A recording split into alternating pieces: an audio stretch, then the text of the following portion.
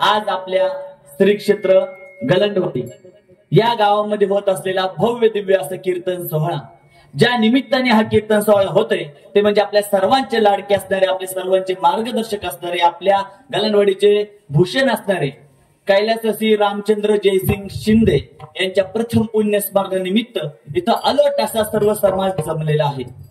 या कीर्तनाला सुरुवात करण्यापूर्वी ज्या भगवंताच्या ठाई उदार नम्रता आहे, ज्या भगवंताच्या आधिपत्याखाली अवघा ब्रह्मांड चालतो आणि ज्या भगवंतामुळे तुमचं माझं अस्तित्व आहे, ज्या भगवंताच्या चरणी लीन होण्याकरिता असंख्य वारकरी आषाढीच्या वारीला पंढरपूरकडे प्रस्थान केलेलं आहे, अशा तुमच्या माझ्या कैवारी विठुरायाला एकदा नमन करूयात.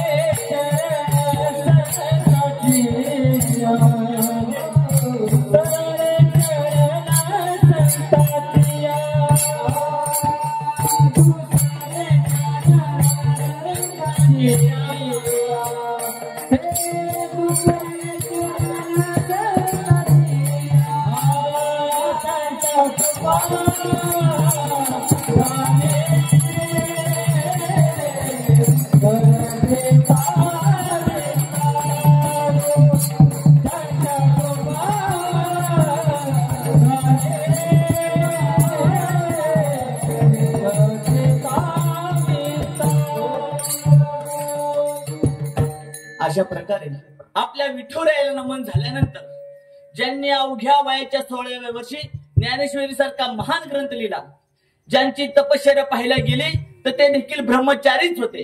अध्यात्मात सर्वात श्रेष्ठ साधना कोणती असेल तर ती ब्रह्मचर्याची असते.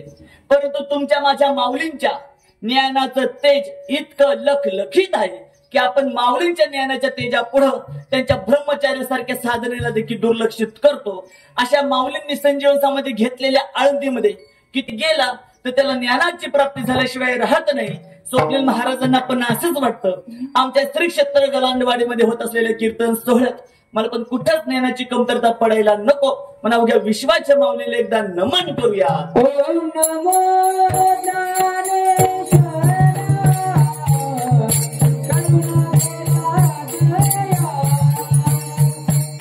शंभर पावल्यानंतर त्या चित्रगुप्तासमोर तिथे गेल्यानंतर तुम्हाला 2च प्रश्न असं नाही विचार. बघा याच्या स्टेट बँकेत किती बॅलन्स आहे, बघा याच्या नावावर किती एकर जमीन आहे, तिथं 2च प्रश्न.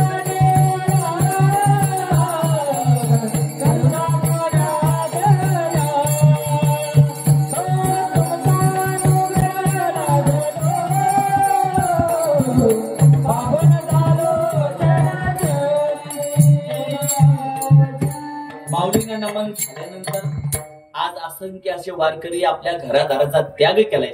आपली संपूर्ण श्रद्धा भगवंताच्या चरणी लीन होण्याकरिता आज पंढरीची वाट धरली. अशा निष्ठावंत वारकऱ्यांच्या चरणी एकदा मस्तक ठेवूया.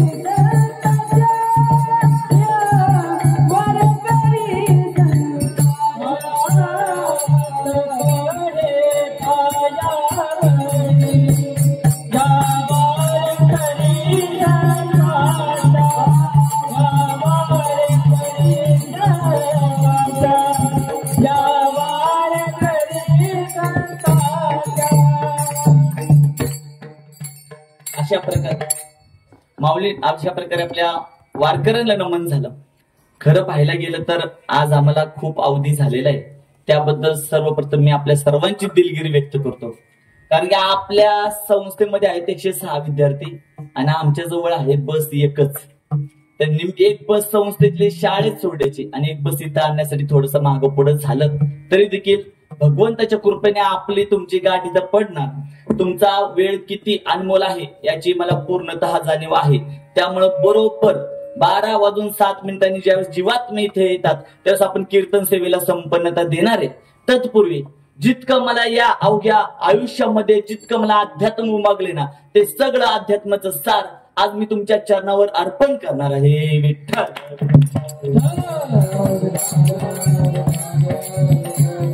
हो, तर आज ज्या निमित्ताने आपण इथे जमलेलो आहोत असं आपल्या सर्वांचे मार्गदर्शक असणारे आपले सर्वांचे आदर्श असणारे कैलासवासी रामचंद्र जयसिंग शिंदे यांच्या प्रथम पुण्यस्मरणानिमित्त आपण सारे इथे जमलेलो आहोत.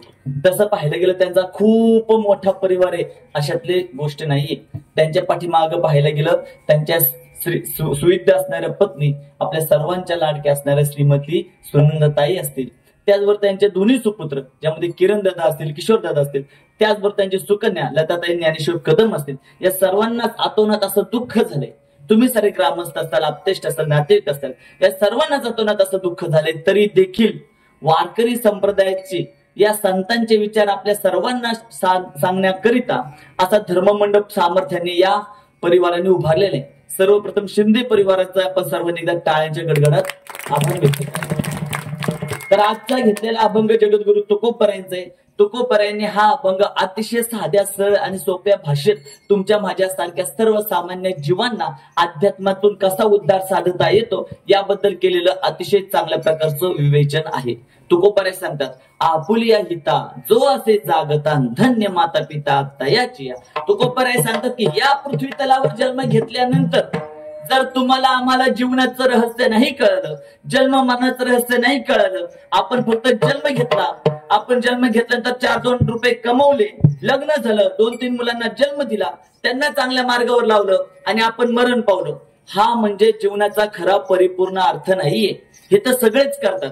त्याच्याही पलीकडे जाऊन तुम्हाला जीवनाची खरी उमग कोणती आठवायची असेल समजवायची असेल समजून घ्यायची असेल आत्मसात करायची असेल तर त्यासाठी तुकोबरायांचा हा दृष्टांत आपल्या चरणावर मी लीन करतो. तुकोबराय ज्यावेळेस भंडारा डोंगरावर आपल्या भगवंताचं नामस्मरण करत होते विठुरायाला आळवीत होते प्रत्येक अभंगातून तुकोबराय विठुरायाच्या चरणी आपली भक्ती सादर करत होते. त्यावेळेस तुकोबरायांना पडलेला एक प्रश्न होता. तुकोबरायांना विठुरायांनी दर्शन दिलं तेच तुकोबराय म्हणतात विठुराया आम्ही सगळे तुझेच अंश आहे. तुझ्या तत्वातून आम्ही विभक्त झालो आणि आता रात्रंदिवस भजन करायचं आणि पुन्हा तुझ्या तत्वात विलीन व्हायचं. तर माझा प्रश्न आहे आम्ही तुझ्यापासून वेगळे का झालो. आता हा प्रश्न अतिशय मार्मिक आहे पण भगवंताचे अतिशय लढीवाळे असणारे भक्त तुकोबराय साधे सुदेत का महाराज नाही. तुमच्या माझ्यासारख्या या गावातला एखादा व्यक्ती असेल अख्ख्या गावामध्ये त्या दोघांचं कधीच पटत नव्हतं. म्हणजे एका गावात 2 पार्ट्या आणि दोघांचं काहीच पटत नाही. मग दुसऱ्या पार्टीतल्या वावरात पण ह्याच्या पार्टीतल्या लोकांनी जायचं नाही. दुसऱ्या पार्टीतला एखादा मनुष्य मेला तर ह्याच्या पार्टीतल्या लोकांनी त्याच्या मैत्रीला पण जायचं नाही. एवढं वितुष्ट त्या दोघांचं. पण योगायोगाने काय झालं हे एक कामाला गेलं अमेरिकेला आणि एका लग्नाला गेलं अमेरिकेला आणि योगायोगाने दुसऱ्या देशात ह्या दोघांची गाठ पडली. आता बोलताल का नाही तुम्हीच सांगा मला. तिथं अतिशय आत्मीयतेने बोलतात म्हणजे या दोघांमुळे अख्खं गाव एकमेकाशी बोला ना. ही दोघांची गाठ जर दिल्लीत पडली मुंबईच्या मंत्रिमंडळात पडली मग लई जुळतं या दोघांचं. अगदी तसंच आपल्याला पण समजायला पाहिजे कुणाचं आपण किती एखाद्याचं गुलाम व्हायचं कुणाची आपण किती चमचेगिरी करायची नाही. स्वतःचा स्वाभिमान आहे का नाही आपल्याला कळते ना. बघा भावकीमध्ये अशा गोष्टी घडतात आपल्याला कळतं आपलं माणूस चुकलाय बरं का आपला भावड्या चुकलाय पण आमच्या भावकीचा आहे ना मग भावड्याच्या बाजूने उभं राहायचं पुढच्याला अहो असं कसं तुम्ही आज पुढच्याला पाय देऊ तुडवतो उद्या तुमच्या घरातले लेकरं हा गोळ आलं मग काय करणार नाही. त्यासाठी काय पाहिजे आपल्याला आपल्या मर्यादा माहिती पाहिजेत. मर्यादा माहिती पाहिजे. आता मी लहान नाही मी 10वीत असताना मला नव्हतं एवढं कळत गाड्यांचं. मी चालवत होतो स्कूटी आमच्या आईची ऍक्टिव्हा चालवत होतो पाठीमागून इष्टी मी इष्टीला ओव्हरटेक करतोय. मला मर्यादा माहिती नव्हती ना की आमची स्कूटीची स्पीड 80-90च्या पुढे जाणार नाही, एसटी पुढे जाणार आहे. ह्या मर्यादा जोपर्यंत आपल्याला कळत नाहीत तोपर्यंत आपण जीवनामध्ये नको नको तिकडं आपल्या मनाचे घोडे धावत ठेवतो. तुम्हाला तुमच्या मर्यादा कळल्या पाहिजेत. तुमच्या मर्यादा ज्या काही आहेत त्या तुमच्या लेकरांना तुम्ही सांगितल्या पाहिजेत. आणि इथं सगळा मोठा गोळ होतोय. एखाद्या पित्याला असं वाटतं माझं कर्तृत्व किती महान आहे हे माझ्या लेकराला कळलं तर लेकराला माझ्याबद्दल अभिमान वाटेल, प्राऊड फील होईल, त्याला माझ्याबद्दल जास्त आत्मीयता, प्रेम वाटेल. बरं मग तुम्ही तुमचं कर्तृत्व कशातून दाखवता? भावड्या, आपला ना यवतमध्ये एक फ्लॅट आहे बरं का. आपण आता गाडीत हडपसरला एक मोठा गाळा विकत घेतलाय. आता 2 एकर जमीन आपण खाली केडगावला घेतली. भावड्याला असं आपण ऐकवतो, सांगतो, आपली संपत्ती किती ती सांगतो. भावड्या एकदा वर्गात धिंगाणा घालत असतो. तेवढ्याच तर म्हणतं, अरे भावड्या नीट अभ्यासात लक्ष दे, नाही तर मोठ्या झाल्यावर गाढवं वाळायला लागतील, गुरं वाळायला लागतील. भावड्या म्हणतो, जो सर नका सांगू, माझ्या बापाने लेख कमावलाय, 2 एकर केडवलं जमीन आहे, गाडीत आमचा गाळा आहे, यवतमध्ये फ्लॅट आहे. आता देवा, मग भावड्याला अनुकोणी केलं, त्याच्याच बापाने केलं, दुसरं कोणी नाही केलं. तुम्ही तुमची संपत्ती तुमच्या लेकरांना सांगू नका. तुम्ही तुमच्या मर्यादा लेकराला सांगा. लेकराला जाणीव कळू द्या. तुम्हाला वाटतं आम्ही कमवलं हे लेकराला सांगितलं, लेकरच्या मनात आमची इमेज वाढेल. इमेज नाही वाढत, लेकरं आळदी होत्यात. लेकराला वाटतं आमच्या बापाकडं पैशाचं झाडच आहे. तुमच्याबद्दल ती आत्मीयता, जिव्हाळा निर्माण होत नाही. मग तुकोबऱ्या देवाला हेच म्हणतात, देवा आम्ही सगळे तुझ्या अंश आहे, तुझ्यापासून वेगळे झालो रात्रंदिवस तुझं भजन करायचं आणि तुझ्या तत्वात विलीन व्हायचं. तर देवा मला सांग, आम्ही तुझ्यापासून वेगळे का झालो? मग तुकोबांच्या हृदयातून निघालेले चरण आहे, तुकोबांचा देवा थांबा, मला कळालं आम्ही तुझ्यापासून वेगळे का झालो. तर तुकोबारे म्हणतात, तुका म्हणे आता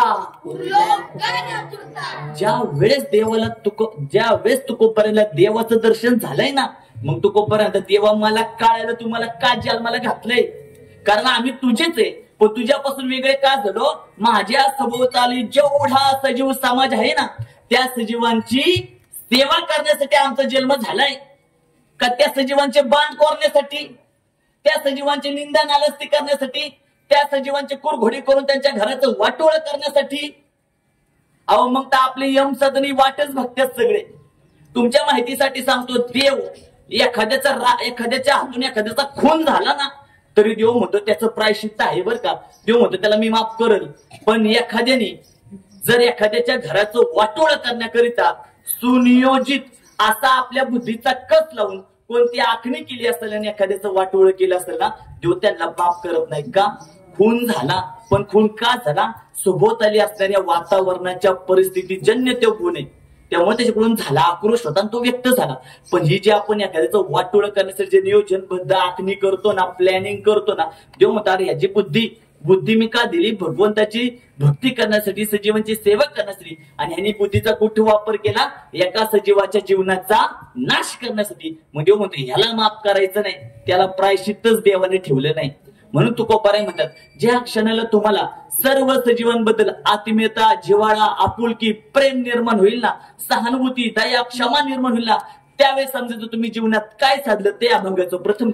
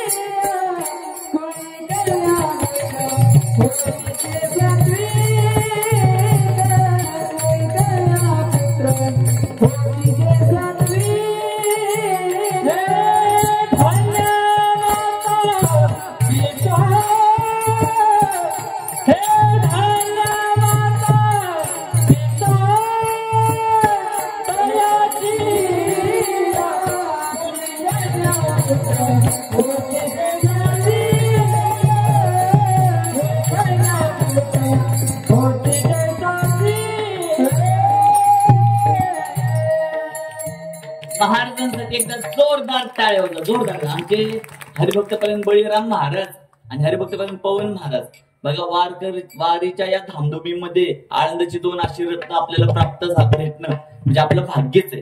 दुसऱ्या चरण तुकोबराय सांगतात, कोळी कन्या पुत्र होते जे सात्विक, दयाचा हरिक वाटे देवा. देवाला कौतुक वाटावं अशी लेकर जर आपल्या पोटी जन्माला यावी असं आपल्या मनात वाटत असेल तर आपलं काय शुद्ध पाहिजे? आचरण. काय शुद्ध पाहिजे? आचरण. आचरण कशाने? आता बघा, आपण म्हणतो एखाद्याचं जर धन पैशाचा नाश झाला तर आपण काय म्हणतो? पैशाचा नाश झाला, त्याचं काहीच नाश नाही हरवलं, त्याचं काहीच हरवलं नाही का? पैसा परत तुम्ही कमवू शकता, बरोबर का नाही? जर एखाद्याचा आरोग्याचा नाश झाला तर त्याने थोडंफार हरवलं. आता समजा करंगळीच तुटली माझी, अख्ख्या जगात कुठून असली करंगळी भेटेल? किती करोड खर्च करा, भेटणार नाही. एखादा डोळा खराब झाला, कान निकामी झाला, मग आरोग्य हरवलं, तुमचं थोडंफार हरवलं. पण जर तुमच्या जीवनातलं तुमचं चरित्र हरवलं, मग सगळंच हरवलं. ते चरित्र परत प्राप्त होत नाही. म्हणजे काय काय लोक असतात ना, तुला माहिती का? आता बघा, एखादा व्यक्ती, गाडीत बसणारा व्यक्ती गाडीतून उतरला म्हणजे तो खूप श्रीमंत होता, काही कालवश त्याच्यावर आर्थिक परिस्थितीमध्ये खूप बिकट अवस्थेत गेला, गरिबी आली, त्याची गाडी त्याच्याकडून निघून गेली. जो गाडीत होता तो आता चालत जायला लागला. म्हणजे गाडीतून उतरलेला माणूस परत त्याच्या कष्टाच्या मेहनतीच्या जोरावर पैसा कमवून परत गाडीत बसू शकतो, परत गाडी विकत घेऊ शकतो. पण एकदा का एखादा माणूस आपल्या मनातून उतरला की परत आपल्या मनात चढतो का? त्या आपल्याला त्याला माहिती का, त्यांनी 3 मजली नाही, त्यांनी 7 मजली बिल्डिंग बांधली तरी पण आपण म्हणतो त्याचं कौतुक नको सांगू. माहिती कसं आहे, म्हणतो का नाही? म्हणून जितकं शक्य होईल तेवढं लोकांची मन जपायला शिका. आपल्या एखाद्या कृतीतून एखाद्याच्या डोळ्यात आसवं यावं याच्यासारखा दरिद्री माणूस कोण नाही. ते सगळ्यात मोठं पाप आहे की आपल्यामुळे एखाद्याच्या डोळ्यात पाणी यावं आणि आपल्यामुळे एखाद्याच्या चेहऱ्यावर स्मित हास्य यावं याच्यासारखं पुण्य देखील नाही. तुम्ही देवाला रोज भेटता बरं का, रोज भेटता, पण आपल्याला त्याची जाणीव नाही. आता आमची लेकरं लहान लहान आहेत, संस्थेमध्ये नवीन आलेली मुले आहेत बरं का. आज इकडे येताना भांडगावला येताना मग आमच्या इथले बरेच गावातले उरुळकांचे काही मुलं आहेत, आपल्या अष्टपूरचे काही मुलं, गुरुच्या आमच्या गावाकडे चालले, चला आम्हाला घेऊन, चला आम्हाला घेऊन. आली पोरं कौतुकाने, त्यांना त्यांच्या गावाबद्दल प्रेम आहे. बाळांनो, तुम्ही पण देवाला रोज भेटता. मी तुमच्या एवढं होतो ना त्यावेळेस मला ना लहानपणी साखर खूप आवडायची. आमची आई बाहेर गेली, जायचो पटकन साखरचा डबा तोंडात वाटे की पळून धूम पळून जायचो. पण आमची आई बाहेर गेली, मी साखरेचा डबा हातात घेतला, त्यातली वाटी तोंडात टाकणार, त्यावेळेस माझ्या मनात काय निर्माण व्हायची? धडधड धडधड भीती निर्माण व्हायची ना. आणि आता मी सगळ्यांना सांगतो, लवकर उठा, आई वडिलांच्या पाया पडा, सूर्याला पाणी घाला. तो मला 9वीतल्या एका शिक्षकाचा फोन आला, म्हटले महाराज माझी पोरगी 9वीत आहे आणि माझी मुलगी आजपर्यंत माझ्या पाया पडत नव्हती, तुम्ही आमच्या लेकीला असं काय सांगितलं? त्या रोज सकाळी लवकर उठते, आमच्या पाया पडते, सूर्याला पाणी घालते. त्यावेळेस मला भारी वाटलं ना, मी काहीतरी चांगलं काम केलं. तर ऐका, वाईट कार्य करत असताना आपल्या हृदयामध्ये भीती निर्माण करणारा आणि चांगलं कार्य केल्यानंतर आपल्या हृदयामध्ये आनंद निर्माण करणारा तोच ईश्वर आहे. त्याला तुम्ही आम्ही रोज भेटतो, रोज भेटतो. आपण ज्यावेळेस एखादी शेजारची नांदा जाती घरी, अगं चल की नाही, थांब मला ऊस खुरपायचाय, ऊस खुरपायचाय. नांदा तर घरी गेली, पण आपल्याला ऊस खुरपायच्या ऐवजी तिच्या वावरातली 4-5 वांगी तोडायची होती आपल्या मुलीला द्यायला. मग नांदा गेली म्हणून आपण त्याच्या वावरात गेलो आणि वांगी तोडतोय, एक वांग तोडलं की वर तोंड करून बघतो, आली का काय, आली का काय. मग आली का काय कोण सांगतंय? आपल्या हृदयातला देव सांगतोय, बघ तू वाईट काम करते, करू नको बरं का. म्हणजे विवेक सांगतो करू नका, पण आपला पूर्वजन्मीचा संस्कार सांगतो करायला काय जाते, आपला स्वार्थ सांगतो करायला काय जाते. आणि मग आपण विवेकाला आपल्या पायदळी तुडवतो आणि स्वार्थाला जवळ करतो. मग भगवंताचं आपलं अंतर वाढत वाढत वाढत जातं. आता या धर्ममंडपात तुम्ही आलात बरं का, इथल्या आमच्या गलंडवाडी व सगळ्या नागरिकांचं, आयोजकांचं मी ऋण व्यक्त तर करेल, पण त्यांना धन्यता पण देईल. आल्यावर मला कोण वराडलं नाही बरं का, खवळलं तर अजिबात नाही. म्हणले महाराज करा बरं का, लवकर करा, एवढं काय काय ठिकाणी गेलो. कुठे आले महाराज? अहो तिथं जर 10 मिनिटं आलोच बरं का. नाही तुम्ही दुपारीच या, आलंच कशाला असं पण म्हणतात. आता जर आलेले असं एखादा म्हणला तर कसं कीर्तन करायचं? आता भगवंताच्या भक्तीमध्ये ताठ ठरता चालते का? नाही चालत. ज्या देवाच्या इच्छेशिवाय झाडाचं पान हलत नाही त्या देवाच्या इच्छेशिवाय तुमचं आमचं येणं जाणं ठरणार आहे का? हा, म्हणून काय करायला पाहिजे, आपण पट्टीत चालायला पाहिजे, मान्य. वेळेत पोहोचायला पाहिजे हे पण मान्य. पण भगवंताची इच्छा असेल तर आता आजपर्यंत असं कधीच झालं नव्हतं की आम्ही तिथं गलंडवाडीच्या त्या गेटला आलोय आणि गेट लागलं नाही. प्रत्येक वेळेस गेट लागलं होतं. माझा जीव तर असा मेटाकुटीला आलता. म्हणलं आता गेट लागलं की अर्धा तास संपला, आता कीर्तन होतच नसतं. आम्ही आणून गेटच उघडलं. म्हणजे देवाची जर इच्छा असेल तिथं काही नाही, मागे पुढे उभा. हा, मग असं पाहिजे. आणि लेकराला आपल्या जवळ ठेवणार ज्या माता होत्या ना त्यांची लेकरांचं काही नाही, त्यांची लेकरं अशीच राहिली. पण ज्यांनी आपल्या लेकराचं त्याग केला समाजाच्या हितासाठी, कुणी केला? आता भगवान कृष्णांची माता, काय नाव तिचं, जिने जन्म दिला, काय नाव तिचं? देवकी माता. देवकी माता काय म्हणती आपल्या पतीला, म्हणते ह्याला वसुदेवाला म्हणती पहिले ह्याला कुठे घेऊन जा, नंदाच्या घरी घेऊन जा. का? ह्याच्या जीवाला तर धोका आहेच, पण याच्या मार्फत समाजाचं इतकं हित होणार आहे. तिने काय केलं, आपल्या लेकराचा त्याग केला. छत्रपती शिवराय सोन्याचा चमचा तोंडात घेऊन आले.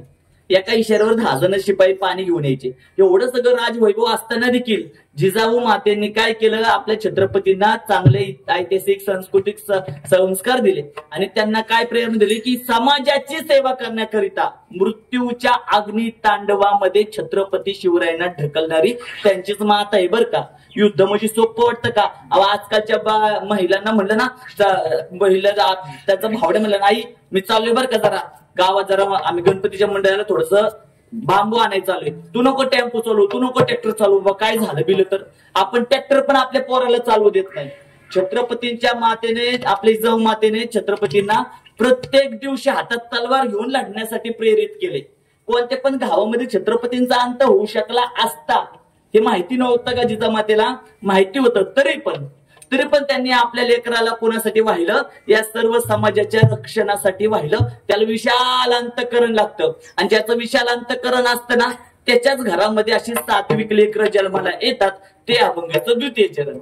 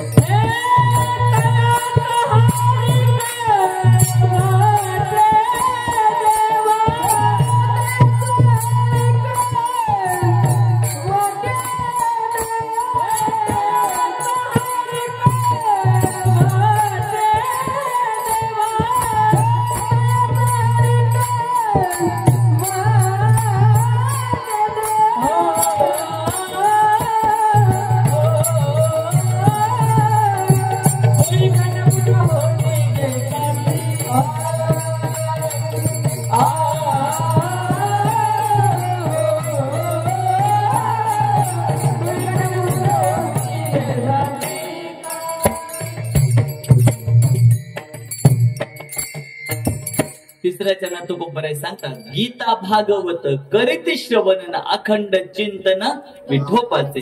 2च ग्रंथांचा दाखला दिलाय तुकोबरायांनी. पहिली सांगितली गीता.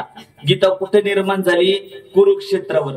काय अवस्था होती? एकमेकाचा जीव घेण्याकरिता दोन्ही सेना एकमेकांच्या समोर आल्या होत्या. बरं, कुणी सांगितली? आपल्या भगवंतांनी सांगितली. किती जणांना सांगितली? एकट्या अर्जुनाला सांगितली. किती वेळ सांगितली? अवघी 45 मिनिटं सांगितली. किती श्लोक सांगितले? 700 श्लोक. ठीक आहे, एवढं आपल्या सर्वांना माहितीये. पण याचं मूळ जर पाहायला गेलं तर आपल्या पित्याकरिता एखादा व्यक्ती किती त्याग करू शकतो याला प्रमाण नाही, याला मर्यादा नाही. असं अतिउत्तम उदाहरण कोणाचं असेल तर भीष्म पितामहांचं. म्हणजे माझ्या वडिलांना गंगा किनारी गेल्यानंतर एक महिला अतिशय भावली म्हणून माझे वडील तिच्या घरी गेले. घरी गेल्यानंतर तिच्या वडिलांना मागणी घातली की तुमच्या मुलीसोबत मला लग्न करायचे आणि मी हस्तिनापूरचा राजा आहे. हस्तिनापूर म्हणजे अवघ्या भारतावर त्यांचं आधिपत्य आहे. आणि ती मत्स्यकन्येचा बाप त्यांना म्हणतो की माझ्या लेकीचं तुमच्यासोबत लग्न लावून देतो, पण माझी एक अट आहे. काय अट आहे? माझ्या लेकीच्या पोटी जो मुलगा जन्माला येईल त्याला तुम्ही अख्ख्या भारताचा काय करायचा? वारसदार करायचा, राजगादीचा वारसदार करायचा. त्यावेळेस तो शंतनू राजा म्हणतो मी असं करू शकत नाही, कारण पहिल्या पत्नीपासून माझ्याकडे माझं पहिलं एक मूल आहे. ती पत्नी नाही पण तिचं मूल आहे, त्याचं नाव असतं सत्यव्रत. त्यावेळेस तो खजील होता राजा. तो मग त्या मत्स्यकन्येचे वडील म्हणतात मी पण तुला देऊ शकत नाही माझी पोरगी. मग तो राजा आता मनात आणला असतं, जबरदस्तीने घेतली पण असती, पण तत्वाला चालणारी, धर्मानुसार चालणारी, ही आचरण करणारे राजे होते. तो घरी आला आणि रोज असा फिरायला जायचा. तो घरामध्ये कुरकुडला, घरातच बसायला लागला. आता हा रोज बघतोय सत्यव्रत पाहायचा माझे वडील काय आहे ना बाहेर, माझे वडील आपल्या महालातच का बसतात, दरबारात पण येत नाही. त्यांना जाऊन विचारायचं, पण वडील कसं म्हणेल, मला एक पोरगी आवडली म्हणेल का वडील? वडील वडील काय बोला ना. मग आता करायचं काय? पण सत्यव्रत हुशार होता. आताचे पोलिस कशी हुशार असतात? पोलिसांना जर एखाद्या मंत्र्याला पकडायचं असलं ना, पोलिस मंत्र्याचं काहीच बघत नाही. पोलिस मंत्र्याच्या ड्रायव्हरचं लोकेशन चेक करतात, अगर याचा हिस्ट्री. कारण त्यांना माहिती असतं, ड्रायव्हरला सगळ्या गोष्टी माहिती असतात अख्ख्या आपल्या मालकाच्या. मग त्या सत्यव्रतनी पण तेच केलं. सत्यव्रतनी काय केलं की आपल्या वडील काय सांगत नाही ना, वडिलांचा ड्रायव्हर कोण आहे, सारथी, त्याच्याजवळ गेले. काय झालं, माझे बाबा एवढे शांत कधीच नव्हते, त्यांना बाहेर फिरण्याचा खूप छंद. गेले 8 दिवस झालं घरातच बसलेत. त्यावेळेस तो सारथी सांगतो, अरे तुझ्या बाबांना एक पोरगी आवडली आणि ते गेले मागणी करायला. मग काय झालं, दिली नाही का? त्याला म्हणल्यावर मागणी केली, पण त्या मुलीच्या वडिलांना अशी अट घातली की माझी पोरगी तुला देतो, पण तुझ्या राजगादीचा वारसदार माझ्या पोरीच्या पोटी जन्माला येणारच तयार हो. त्यावेळेस मग ते सत्यव्रत म्हणतात, मग त्यात काय इतकं? वडील म्हणले नाही देतो म्हणून. अरे तू असल्यावर कसं काय वडील म्हणतील? अहो त्यात काय, मला घर दाखवा म्हणलं. आता बघा, म्हणजे मुलांनी वडिलांसाठी काय त्याग केला नाही त्याचं म्हणजे मर्यादा नाही. तो सत्यव्रत त्या घरी जातो, मत्स्यकन्याच्या वडिलांना म्हणतो माझ्या वडिलांची इच्छा आहे तुमच्या मुलीसोबत लग्न करण्याची आणि तुमची कन्या आमच्या वडिलांना द्या. त्यावेळेस त्याचे वडील म्हणतात मी दिली असती, पण माझी अट आहे की माझ्या मुलीच्या पोटी जो लेकरू जन्म येईल त्याला राज्याचा वारसदार करायचं. मग भीष्म, ते सत्यव्रत होते ना तो मुलगा, मला काय हरकत नाही, मी नाही कधी राजगादीचा स्वीकार करणार. आणि म्हणतात की मी वाटलं तर मी आजीवन राजगादीपासून दूर राहील. तो मत्स्यकन्येचा वडील म्हणतो आणि तो जरी राजगादीपासून दूर राहिला तर पण उद्या तुझं लग्न होणार, तुझ्या पोराला तू परत राजगादी बसवशील ना. त्यावेळेस भीष्म पितामह यांनी एक प्रतिज्ञा केली सत्यव्रताने आपल्या वडिलांसाठी, मी आजीवन ब्रह्मचारी राहील. आजकालचा पोरगा घेईल का हो कोण प्रतिज्ञा? आजकालचा पोरगा असा विचार नाही करत, उलटा आजकालचा पोरगा विचार करतो माझ्या वडिलांचं तोंड खालीवर झालं तरी मला काही फरक पडत नाही, नको नको अशा ठिकाणी जाऊन नको नको उद्योग करतेच पोरं. मी तर 100% मधले 50% पोराला दोष दे, पण 50% दोष त्याच्या बापाला पण आहे. तुम्ही जर तुमच्या पोरांची दप्तर चेक करा, तुम्ही तुमच्या पोरांचं चालणं वागणं, त्याचे मित्रमंडळ सगळं चेक करा. माझ्या पोराच्या दप्तरामध्ये सायकलची चेन आली कुठली, माझ्या पोराच्या दप्तरामध्ये चॉपर आला कुठला, माझ्या पोराच्या दप्तरामध्ये रबरी साप आला कुठला. ते शिकायला जातोय का काय करायला जातोय ह्याचा पण एकदा पालकांनी विचार करायला पाहिजे बरं का. फक्त आपण डोळ्यावर एक पट्टी म्हणतो माझी पोरगी त्यातली नाही, माझा पोरगा त्यातला नाही, आणि आपण दुसऱ्यांच्या कथा ऐकतो, दुसऱ्यांचे ह्याची त्याची उडीतीने ऐकतो. अरे नाही ना, मी तर म्हणतो नसायलाच पाहिजे, तुमची लेकरं त्यातली नसायला पाहिजे. पण बघायला काय जाते, कोरोना आला त्यावेळेस तुम्ही काय केलं? कोरोना नाही आला तरी पण आपण तोंडाला काय लावायचो? मास्क लावायचो. मग आता पण तसंच करा ना. नाही तुमची पोरं खूप चांगली, मी तर म्हणतो असायलाच पाहिजे, पण दप्तर चेक करायला काय तुम्हाला बिल पडणार आहे का? ए तायडी जागे जरा दुकानातून हे घेऊन ये, गेले बाहेर की दप्तर का चेक करा. तायडीच्या दप्तरामध्ये 2 500च्या नोटा आल्या कुठल्या, मोठी 100 रुपयाची कॅडबरी आली कुठली, आत्रदेव हा मोठा मोबाईल आला कुठला. मग तुम्हाला प्रिकॉशन्स घ्यावे लागतील. तुम्हाला कळलं अरे हे उलट चित्र फिरायला लागले, आपण लोकांची उणीदिणी घालतो, आपल्या घरात पण इथपर्यंत आले. म्हणून शक्य होईल तेवढा आपल्या लेकरांना पण शंकेच्या नजरेने पहा, त्यांच्या भल्यासाठी. त्यांना आपण दूषण नका लावू, हे नको करू ते नको करू, आपण थोडी चांगली परिस्थिती निर्माण करून देऊ, वातावरण त्यांना निर्माण करून देऊ. तर मग तिसऱ्या चरणामध्ये गीतेचा आपल्या सर्वांना संवाद कळाला की अर्जुनाला भगवंतांनी सांगितले, पण भागवत लोकांना माहिती नाही. भागवत कोणी सांगितलं? ज्यांच्यामुळे आता आपण गुरुपौर्णिमा साजरी करणार आहे ना, वेद व्यास महर्षी, ज्यांना आपण व्यास महर्षी म्हणतो, त्यांच्या नावानेच गुरुपौर्णिमा साजरी केली जाते. हे 4 वेद कोणी लिहिले? वेद व्यास महर्षींनी. 18 पुराण कोणी लिहिली? वेद व्यास महर्षींनी. महाभारत कोणी लिहिलं? वेद व्यास महर्षींनी. चिरंजीव कोण आहेत? वेद व्यास महर्षी. ह्या वेद व्यास महर्षींचा मुलगा, त्यांचं नाव शुकाचार्य. या शुकाचार्यांनी पांडवांचा नातू, आपल्या सर्वांना माहितीये अभिमन्यू ज्या वेळेस चक्रव्यूहामध्ये गेला, चक्रव्यूहामध्ये मारला गेला, पण अभिमन्यूची पत्नी जी होती आपल्या भगवान कृष्णाची बहीण, काय नाव तिचं? सुभद्रा. अभिमन्यूची ती माता. पण अभिमन्यूच्या म्हणजे अभिमन्यूची पत्नी कोण होती? उत्तरा. तर उत्तरेच्या पोटामध्ये कोण होता? तर हा परीक्षित राजा होता. आणि त्याच्या पोटावर ज्यावेळेस अश्वत्थामाने ब्रह्मास्त्र सोडलं आणि त्यातून त्या लेकराचा तिथं अंत झाला. भगवान कृष्णांनी प्रतिज्ञा केली, मी जर आजीवन समचित्त अवस्थेतून जीवन जगलो असेल, कधीच कोणाच्या बद्दल पार्शलिटी म्हणजे कोणाच्या बाजूने मी उभा राहिलो नसेल, तर मग हे मेलेलं पोरग जिवंत व्हावं. आणि तो पोरगा जन्माला आला, त्याचं नाव परीक्षित राजा. हा परीक्षित राजा ज्यावेळेस त्याला ऋषीचा शाप लागला की येणाऱ्या 7व्या दिवशी तुला तक्षक नागाकडून दंश होऊन तुझा मृत्यू अटळे, त्या दरम्यान त्यांनी दवंडी पिटवली अख्ख्या गावात.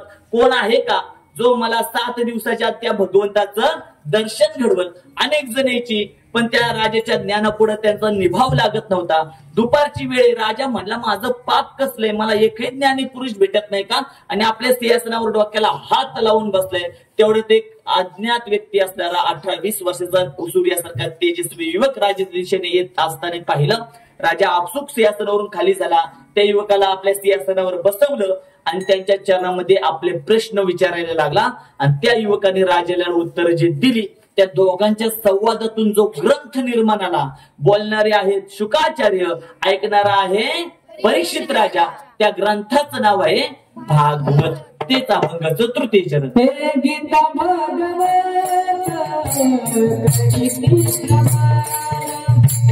गीता भागवत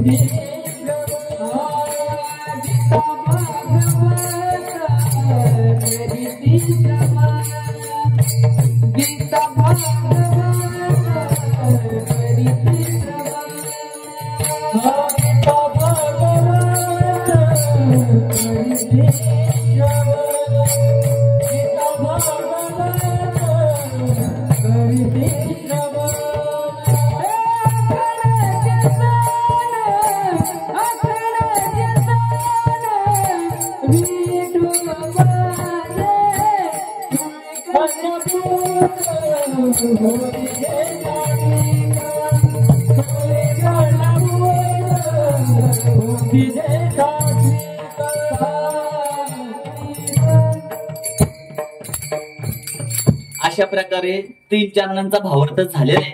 शेवटचे चरण आपली 2-3 मिनिटात पाहणार आहे, पण हा प्रवास पटकन 2 मिनिटात सांगतो की 12:07 का, आजचाच दिवस का, पुण्य स्मरणच का. तर ऐका, आपण मरण पावल्यानंतर आपल्याला स्वर्गामध्ये किंवा नरकामध्ये जलद गतीने घेऊन जात नाहीत. आपण मरण पावल्यानंतर आपलं जेव्हा सूक्ष्म अंतवाहक शरीर बाहेर निघतं, त्याला न्यायला यमदूत येतात. आणि यमदूत काय करतात? आपल्या त्या अंतवाहक शरीराला 14 नरक फिरवत फिरवत फिरवत आज त्यांची हजेरी असते. म्हणजे आज या जीवांची हजेरी कुठं? चित्रगुप्तासमोर असते. आणि तिथं घेऊन जात असताना तो जीव घाबरत असतो, जर माझं पुण्य कमी पडलं तर मला कुठे जावं लागणार आहे, असल्या नरकामध्ये जावं लागणार आहे. मग त्यामध्ये रवरव नावाचा नरक असतो, त्यामध्ये वैतरणा नदी असते, त्यामध्ये कुंभपाक नावाचा एक नरक असतो. अशा अतिशय गलिच्छ अवस्थेमध्ये असणारे जीव तरफडताना आपलं अंतर्वाग शरीर पाहत असतं. त्याला काळजी वाटते, अरे माझं पुण्य एवढं नाही, मी तर खाली असताना म्हणायचो देवच नाही, आता काय करायचं. मग असं चाललंय सगळं. आता ते मरण पावल्यानंतर त्या चित्रगुप्तासमोर तिथे गेल्यानंतर तुम्हाला दोनच प्रश्न, असं नाही विचारत बघा याच्या स्टेट बँकेत किती बॅलन्स आहे, बघा याच्या नावावर किती एकर जमीन आहे. तिथं दोनच प्रश्न, सेवा केली आणि याने उभ्या आयुष्यात किती लोकांचा जाणीवपूर्वक छळ केला. छळ केल्याचं पारड जड असेल तर आपली रवानगी नरकामध्ये, आणि समाजातील लोकांची निरपेक्ष सेवा करण्याचं पारड जड असेल तर आपली रवानगी स्वर्गामध्ये. तिथं देवाने अजून एक बोनस पॉइंट दिला. देव म्हणतात ठीक आहे तू काय पुण्य केलं नाही मान्य करतो, पण तुझं ज्यांच्यामुळं अस्तित्व आहे, तुझं लग्न झालं, तुझ्यामुळे जी मुलं जन्माला आली त्या लेकरांनी जर तुझ्या प्रित्यर्थ वस्त्रदान केलं, ज्ञानदान केलं, तर तुला त्याचं सारं पुण्य प्राप्त होतं. मग आज हे सगळ्या सोहळ्याचं पुण्य कुणाला प्राप्त होणार आहे? आपल्या सर्वांच्या लाडक्या कैलासवासी रामचंद्र भाऊंना अर्पण होणार आहे. आणि ते कशामुळं? आपल्या किरण दादा, किशोर दादा, लताताई या संपूर्ण शिंदे परिवाराने हा धार्मिक सोहळा आयोजित केला, संतांच्या विचारांचा जागर केला, त्यामुळे त्यांना हे सारं पुण्य प्राप्त होणार आहे. तर शेवटचं चरण आपण 2 मिनिटात पाहणार आहे. तत्पूर्वी वारकरी परंपरेप्रमाणे आपल्याला विठुरायाचं भजन करायचंय. तर सर्वांनी दोन्ही हात उंच वरती करा, करा करा करा. हा किती सुंदर वाटतंय. तर एकदा वारकरी परंपरेप्रमाणे भजन करूया.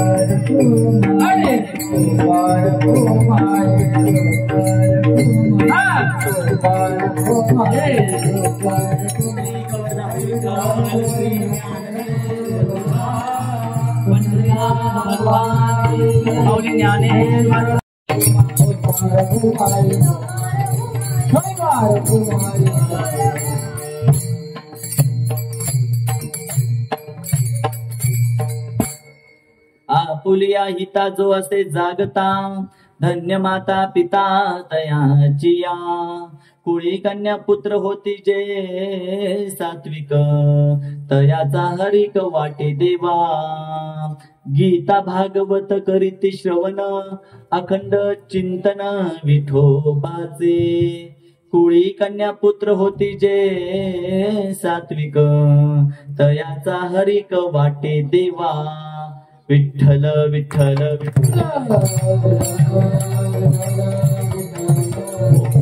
शेवटच्या चरणामध्ये तुकोबराय सांगतात, तुका म्हणे मज घडव त्यांची सेवा, तरी माझ्या दैवा पार नाही. ज्या ज्या लेकरांनी आपल्या आई वडिलांचा मान ठेवला, ज्या ज्या लेकरांच्या कृतीमुळं कर्तृत्वामुळं आपल्या आई वडिलांचा उत्कर्ष झाला, अशा लेकरांची सेवा करण्याचं भाग्य कोण मागतायत? तुकोबराय मागतायत. म्हणजे आपल्या लेकराच्या कर्तृत्वाने एखाद्या वडिलांचा स्वाभिमान मोठा होतो, अभिमान मोठा होतो, नाव मोठं होतं. याच्यासारखी मोठी श्रीमंती नाही. लेकरांना त्या तोडीस तोड तयार करायचंय. आता सध्या सगळी लोक म्हणतात स्पर्धा वाढली, स्पर्धा वाढली, स्पर्धेचं युग आहे. पण जसा आता सध्या इंटरनेट आला, मोबाईल आला ना, तेव्हापासून स्पर्धा सगळी संपली. आता कोणताच व्यक्ती मोबाईल पासून दूरच राहत नाही. आपली लेकरं किती स्क्रीन वॉच टाइम आहे त्यांचा, एकदा चेक करत जा. आपल्या लेकरांना मोबाईलचा जर छंद लागला तर जीवनामध्ये तो कोणत्याच गोष्टीला आता राहणार नाही, कारण ते पुरुषार्थ राहतच नाही त्यांच्याकडे. मी म्हणतो मोबाईल वापरा. या कीर्तनातून आज एकच गोष्ट घेऊन जा, तुमच्या लेकरांना आजपासून एक नियम लावा. आपल्या घरात लेकरांसोबत तुम्हाला पण लावा. आपण आपल्या लेकीला मोबाईल दिला, पोरांना मोबाईल दिला, पोरीला पोराला सांगायचं भावड्या तुम्हाला मोबाईल दिलाय खरा, मग महाराज मोबाईल पोरांचा काढून घ्यायचा का? अजिबात नका काढून घेऊ. मोबाईलची गरज आहे, पण रात्री 10 ते सकाळी 6 कोणत्याच लेकीला आणि कोणत्याच लेकराला मोबाईल देऊ नका. काही ड्रॉवर मध्ये ठेवा, मी पण आणून ठेवतो म्हणायचं. बघा तुमची पोरं 80% सुधारत्याल. रात्री 10 ते सकाळी 6 या दरम्यान पोरं रात्री 2-2 वाजेपर्यंत जागे राहायला लागली. आता करायचं काय? त्याची निद्रा नाश होती, त्यांच्या बुद्धीचा नाश होतो, स्मरणशक्तीचा नाश होतो. आणि मग अशा लेकरांकडून कोणत्या गोष्टीची अपेक्षा ठेवता? त्यांचं भाग्याचा तर पूर्णपणे नाशच आहे. जी लेकरं सूर्य उगवल्यानंतरही झोपतात ना, सूर्यदेव त्याचं सगळं भाग्य घेऊन जातो. आणि जी लेकरं रात्री 2 वाजेपर्यंत मोबाईलवर जागे राहत असतील ना, त्यांच्या जीवनातला उत्साह सगळा संपूर्ण जातो. उत्साहच राहत नाही. काय करायचं म्हणजे सारखा आळशी. दुकानातून भावळे तर मीठ तरी म्हणतो मी नाही जाणार, आता देवा त्या नुसतीच आळशी. काय म्हणलं की आळशी, नकोच हात पाडा असतो त्याचा. आणि जर बाप थोडा वराडला की असा कसा पळतो तसं का भरतात, भीती पण लय वाटायला लागते. म्हणजे ही धाडस का नाही, ही तर रात्रीच्या सगळ्या गोष्टी. म्हणून जितकं शिकवेल तेवढं आपल्या लेकरांच्या मोबाईल वापरावर नियंत्रण ठेवा. एवढंच मला तुम्हाला सांगायचंय.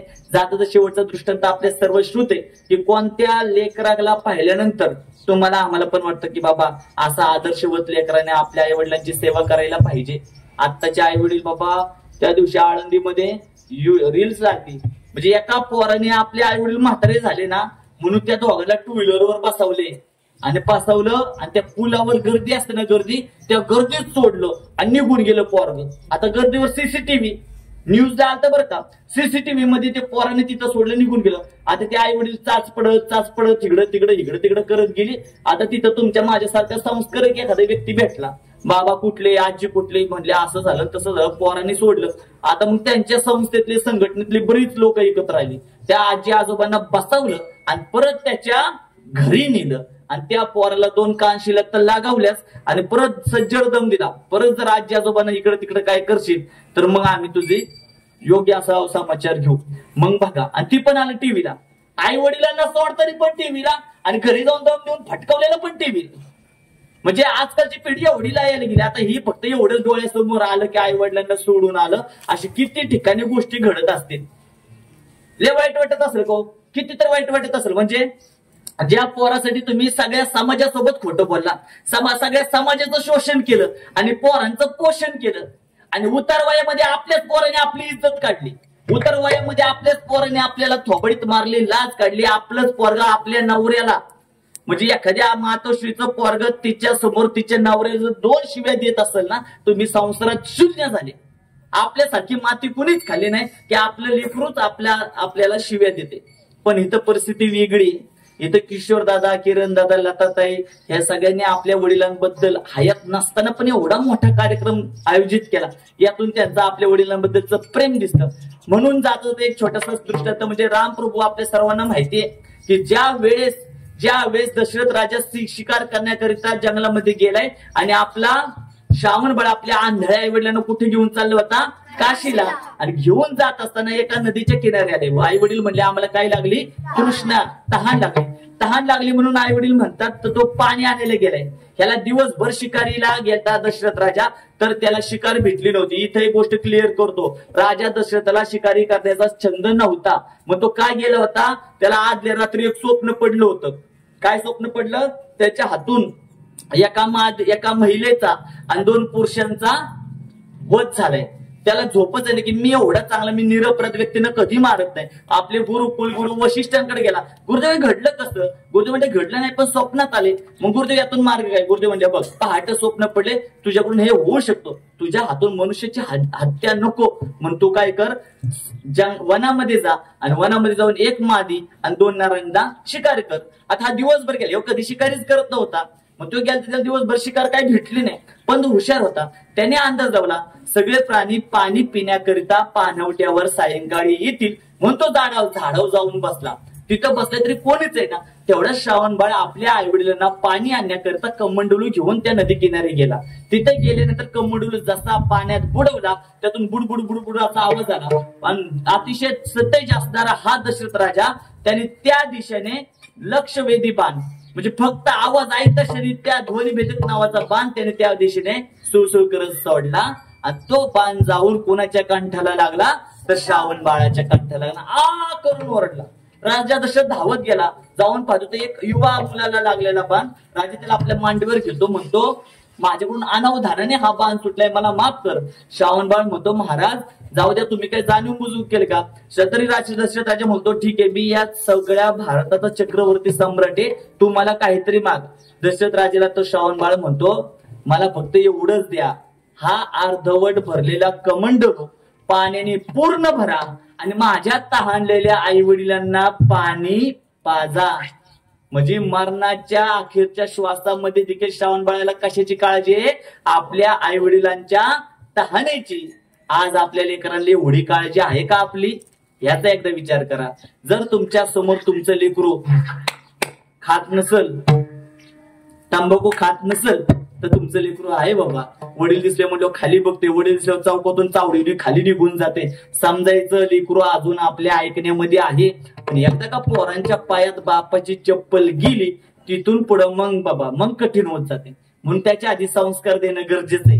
तर आज आमच्यासारख्या नवख्या युवकाला कीर्तन करण्याकरिता शिंदे परिवाराने इथं आम्हाला बोलवलं. त्यांच्या हृदयापासून आभार व्यक्त करतो. आपण सर्व हृदयाचे कान करून ऐकताय. खरं पाहायला गेलं दोष आमचंच आहे. आम्ही थोडा अगोदर जरा लवकर आलो असतो तर अजून खूप काही सांगण्यासारखे. पण काय होते, वय लहान पडते आणि जबाबदारी खूप मोठी. आज 106 मुलं, त्या मुलांना तिथं सोडायचं पुन्हा. बरं आता मी माझी छोटी गाडी आहे बरं का, त्या गाडीमध्ये आम्ही 8 जण आलो असतो. पण माझा जीव तळमळतो. जसं पोरांना शाळेत शिक्षण असतं ना, तसं आता ही लेकरं आलेत का, ह्यांना हे प्रत्यक्षातलं प्रात्यक्षिक शिक्षण असतं. इथं आलं तर लोक कशी महाराजांना पाहतात, इथं प्रोसेस काय, कशा प्रकारे महाराज विचार मांडतात, ही मुलं दिसायला मुले, पण असे सगळं आपल्या कानामध्ये प्राशन करत चालेल. ऐकत्यात. आणि एखाद्या दिवशी अचानक म्हणले ना, चला आज तुम्हाला कीर्तन करायचे बरं का, संस्थेत अशी उभी राहतात. जसं मी बोलत तसं बोलायला सुरुवात करतात. पाठांतर नाही. मग ऐकलेलं good listener is a good speaker. मग ते चांगले वक्ते तयार होतात. म्हणून त्यांना आणण्याचा 8 तास. आणि इथं आलं तर आम्हाला खूप छान वाटलं. इथं आमचे आदेश महाराज शिंदे असतील, आदेश महाराज पण आमच्या संस्थेमध्ये होते. तिथं त्यांना जर त्या संस्थेमध्ये थोडस आजारी पडल्यामुळं आता आदेश महाराज पण चांगल्या प्रकारे सगळे नियम पाळायचे. तर आज आम्हाला इथं आपण सर्वांनी बोलवलं, आपण सगळ्यांनी हृदयाचे कान करून ऐकले. तुमचे मनापासून आभार व्यक्त करतो. कीर्तन सेवेला संपन्न देत असताना विठुरायाला एवढी प्रार्थना करेल, हे विठुराया, या कीर्तन रूपी सेवेतून कोणत्याही भक्ताच्या मनात तुझ्या अस्तित्वाबद्दल तीळ मात्र जरी विश्वास आणि प्रीती निर्माण झाली असेल तर संपूर्ण कीर्तन सेवेचं पुण्य आमच्या कैलासवासी रामचंद्र भाऊंच्या आत्म्याच्या सद्गतीसाठी प्राप्त व्हावं एवढी सदिच्छा व्यक्त करतो. झालेली सेवा सद्गुरूंच्या चरणी समर्पित करतो. सेवेला इथेच पूर्णविराम. ज्ञानेश्वर